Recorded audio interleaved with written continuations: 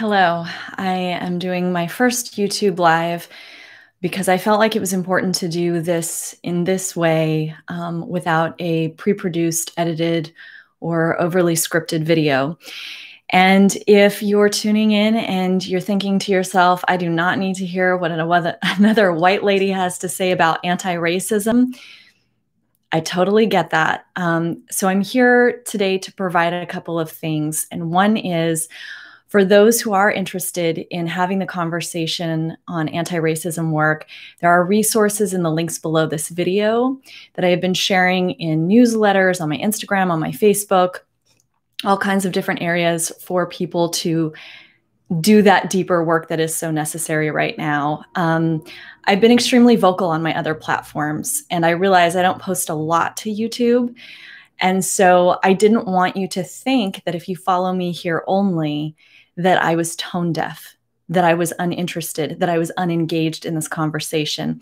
And the other thing I wanted to provide you with was a list of Black-owned natural beauty resources. So you will also find below this video some wonderful brands that I met many years ago at the top of the list with Organic Bath Co. and originally it was just shaving product with the non-disposable razor that Karen developed, and several others, including a shop that is specifically dedicated to natural beauty brands and other artisan crafters in the Black-owned space. So I hope that right there, if nothing else, you are able to access those resources.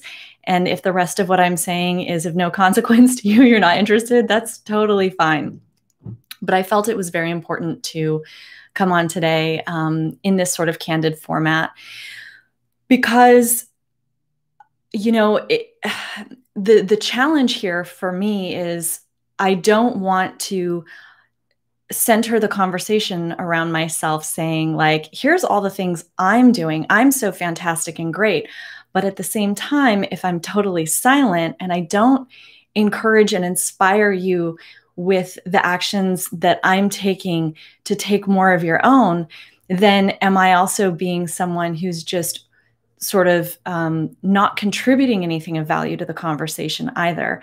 And the truth is that my personal convictions run extremely deep around this topic.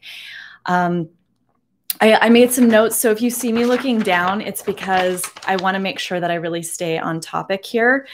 And it is so sensitive. It's not just me being like, here's how you apply mascara, and I know how to tell you how to do that. Like, no problem. That's all my videos. So number one is I have had a value statement on my website for quite some time. And if you haven't seen it, please go there, kristenarnett.com/values, and you will see what the healthy beauty values are. And I worked with someone to talk about the language of inclusivity because I am a gay woman. And I assumed that both as a gay woman and as a makeup artist, that everybody automatically knew and assumed that I worked with everyone who wanted to work with me in a safe and welcoming way. But I realized without making that specific and explicit statement on my website that that was not an assumption necessarily everyone was making. So number one, please check out that value section. But to just sum it up real quick, and it says it on the homepage of my website as well, you deserve to feel and be healthy and beautiful and safe and loved just because you exist, and definitely not at the expense of someone else or of an animal or of the earth, right? These values are about finding a way to really underpin the fact that we don't need to succumb to these ideas that some people are better, some people are more beautiful, some people are more worthy of anything. So whether it's skin color, whether it's age, because I talk specifically to women over 40 now, and I talk around the healthy beauty ideals using products that are healthier on your skin. It is inclusive of those things, that you are beautiful. Everything about you is what makes you beautiful. Except, and I'm going to put it this way, when we are narrow and closed in our thoughts and our thinking and our hearts, and we allow fear and hatred to exist, even in the most subliminal, subconscious ways that we may not even know, that we are saying, thinking, and doing and acting out on a day-to-day basis. And one of the things that I really talk about is self-deprecation. Some of us aren't even aware of how nasty we are to ourselves on a day-to-day basis. And so, I developed a freebie that's based on Louise Hayes's work, that's mirror work, where you actually look at yourself in a much more loving gaze. And the thing is when you can do that, when you can shift the conversation that goes on in your head that is nasty and self-deprecating, it will automatically start to overflow so that you can see the beauty and stop being nasty and self-deprecating and judging other people as harshly. And that, to me, is the underpinning of where the values and ideals that I've had in beauty for a very long time underscore this work that is so very important to do, that I am committed to doing, in looking at the ways in which I have been swimming in the water of systemic racism, where I don't even know that I am a part of it, but obviously I am. I need to take a breath and look at my notes again. So I did want to go back to that, because I am a gay white woman. I have a tiny, infinitesimal understanding of what it is like to feel scared and unsafe in my own neighborhood, walking down the street. And that's not to go into too much of that story. I actually talked about it with a wonderful skincare formulator, Jordan Samuel, on YouTube last year for Pride. And now we're in June, which is the month typically known for Pride. And I use that not to, again, center the conversation around myself, but to allow it to spark greater and deeper empathy. Because if I, as what we call a passing person, like I pass, I can go out into any situation, and because of my skin color and because of the way I dress and I show up as femme, I can pass as a straight white woman who is accepted in the normal majority of society, right? And that creates a bubble of safety around me. But I have absolutely been physically assaulted, surrounded, verbally assaulted, scared, followed. And when I say followed, I don't mean like it was a coincidence. I mean stalked, followed.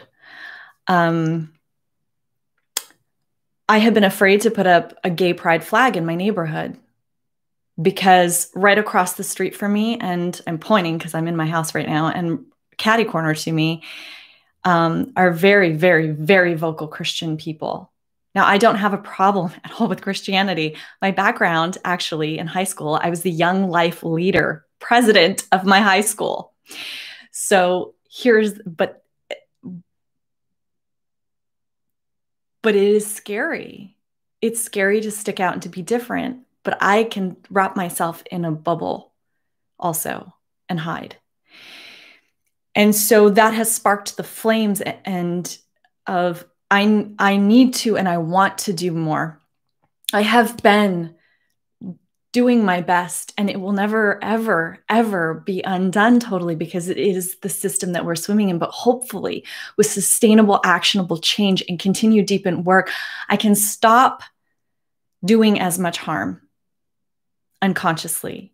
And I can start putting in things into place, calling my legislators, doing more advocacy work, whatever it is, to create actual change. And that isn't just about doing Blackout Tuesday. It is not just about posting on social media. And I know that. I participated in those things. But let me tell you, before Blackout Tuesday happened, I sent out a newsletter, if you're on my newsletter, and I said I had this thing that I was going to promote, a beauty summit, and this was last week.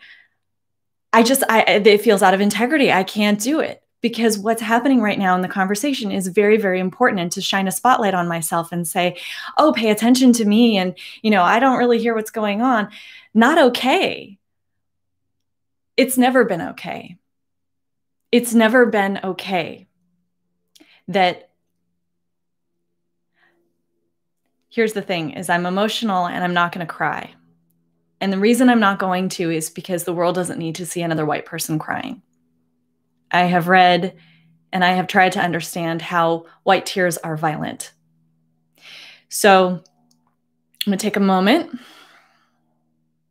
and let you know that this does impact my heart very much.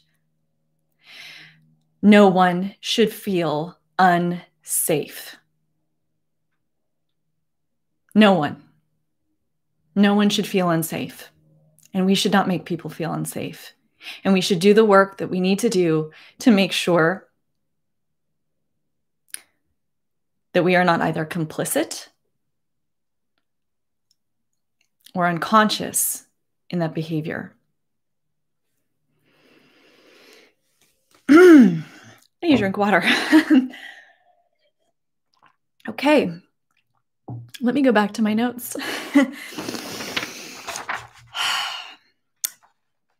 So I am sorry. I'm sorry in the ways in which I have been complicit. I'm sorry in the ways that I have not done my deeper work and that I have not taken more action. And I know that that sorry is empty without sustained and continued action towards change. And I am newly committed to that again.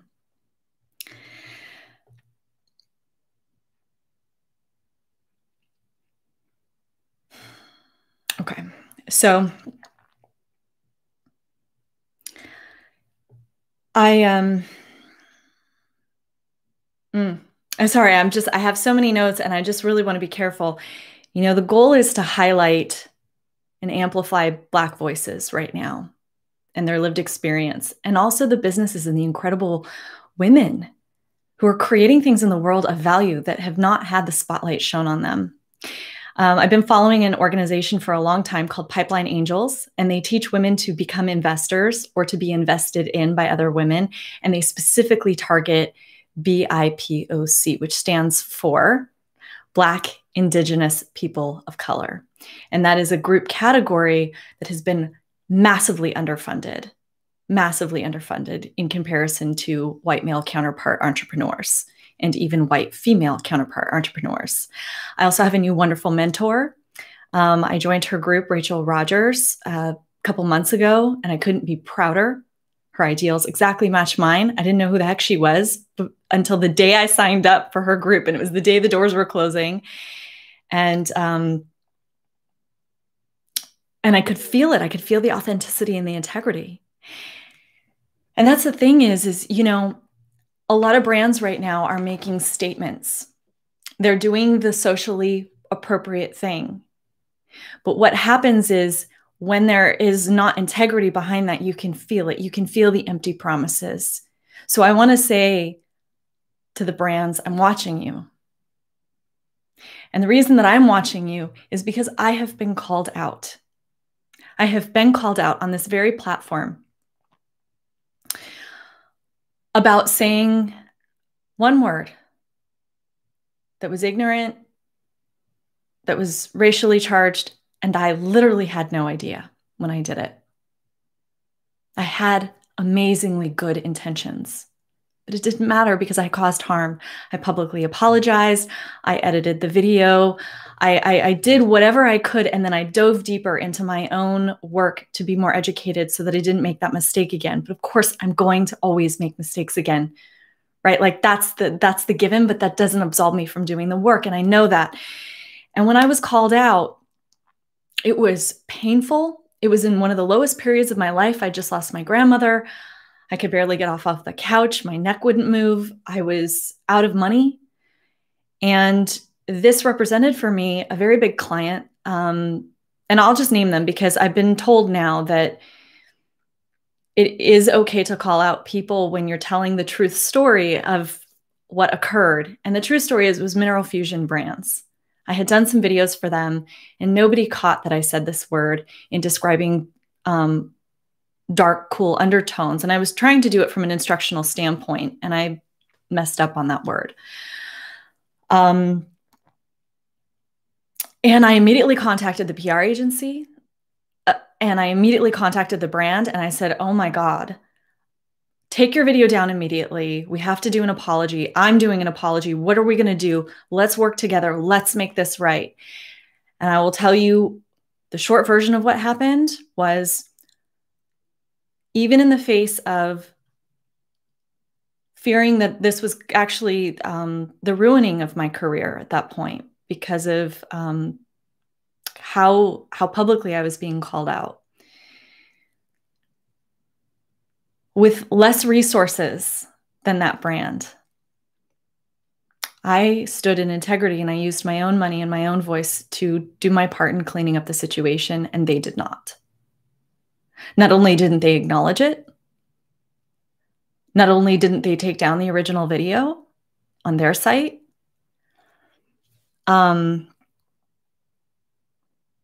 immediately. I think that it's now been replaced. I'm not sure. I haven't checked in. They stopped talking to me. They didn't want to talk about it.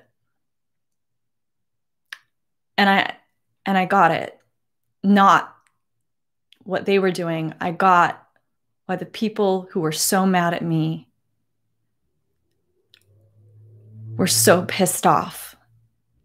Because over and over and over again, to be dismissed at the pain that someone created, to not be heard, to be ignored, to be shoved aside. I felt that pain too. And I still apologize for that in my own heart.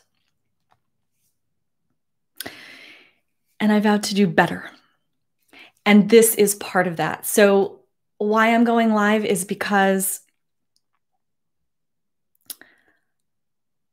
I didn't want this to come across as a pre-produced, sanitized video whereby I could say, hello, I have scripted all of the right things, and now you're going to hear from me all of the perfect words, because there ain't no such thing. There's no such thing as the perfect words.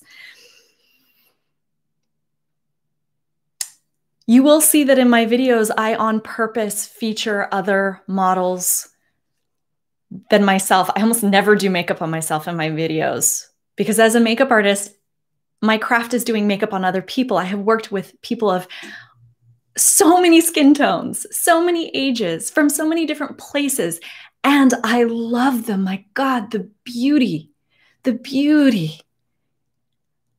It's not about looking pretty. Beauty has nothing to do with looking pretty and having the right features. And I can say that having done makeup on the most beautiful women in the world who have been voted this, who are on magazine covers, huge fashion campaigns. Beauty exists right here. It exists in your soul. It's exuding from your eyes. It's in your smile. It's in every laugh line that you have had because you have engaged in the world. And it's also through the lines that came about because you cried, because you felt something deeper, because you are more than just a superficial set of eyeballs, nose, lips, teeth, boobs, ass. Like, that is not beauty. Beauty is all the other stuff. Beauty is your charisma. It's your allure. This is what I have been trying to get across, and maybe I have not been doing a great job at it in my videos. Maybe my passion hasn't been coming through, because I too have felt like I needed to sanitize myself to be the authority and to present in a certain way. And the truth is I care so deeply. I care about you. I care about every human being that I have come in contact with, and that somebody might be harmed by anything that I have ever said or done hurts. It hurts. That's not enough to say that it hurts. It's better to do something about it. It's better not to do it again. It's better to clean it up. It's better to say I'm sorry. It's better to say I love you. Okay. So that said, I do want to feature more Black women, people of color. I have already been doing that. But I want to be really careful now because what's happening is there's the conversation of tokenism. And so people are worried that, you know, brands are going to now start reaching out to Black women and people of color and tokenizing them to boost their image. No, this is not what I'm about. Dark skin is so beautiful. Skin is beautiful. People are beautiful. I already said that. I wouldn't be in this business if I didn't think that. Like, it blows my mind how beautiful people are. Okay. So I think yeah, okay. My highlighted thing here says, I will screw up and I have more to learn. Yeah. Okay. And we're watching you, brands who are making hollow promises right now. I'm watching you too. You know, some folks have asked me why I haven't done a beauty box in a while. And not the last one, but the two prior, I was dealing with a private organization who were basically like my fulfillment and helping me do all the things. And they were South Africans, white South Africans. And I posted about this a few years back. When it happened, basically one of the products that we were supposed to receive didn't come through. And so the brand decided to send instead a fair shade of concealer to replace this product in the box. And what happens is when you have a beauty box and you have a certain number of products, right, then the value is up higher and you can charge more and, right, you make more money on it and blah, blah, blah. That's kind of how it works. So by losing a product, I was technically losing my ability to make money. And that said,